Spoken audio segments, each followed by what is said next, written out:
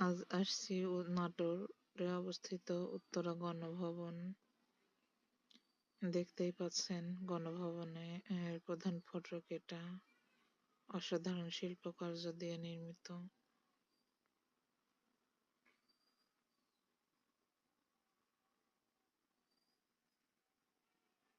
এবং সামনে গোল চত্বর ছিল। এখানে আহ, বিভিন্ন জায়গা থেকে আগত দর্শনার্থী এবং টুরিস্টরা আসছিল।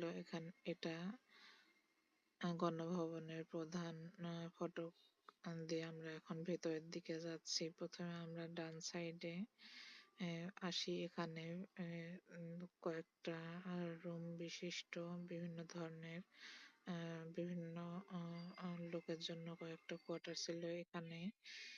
তখনকার আমলে রাজাদের বিভিন্ন লোকজন বসবাস করত।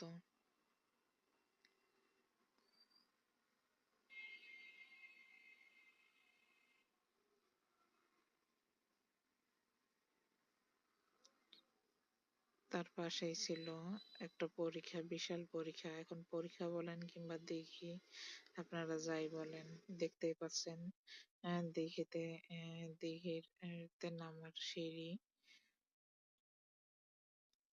এখন দিঘিটা ব্যবহারের অযোগ্য প্রায় পড়ে আছে। এই দিঘির এই পাশটা থেকে গণভবনের মূল প্রাসাদটা দেখা যেত।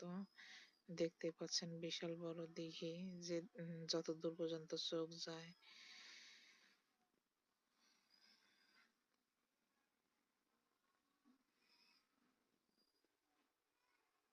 আমরা এই দিঘির এই এক পাশটা দেখা শেষ হলে অন্য পাশটাতে আসি। এখানে কোয়ার্টার ছিল। এখানে রাজাদের কাজকর্ম করার জন্য বিভিন্ন দাসী ছিল, তাদের জন্য এই কোয়ার্টার গুলা আহ, উম, বরাদ্দ ছিল।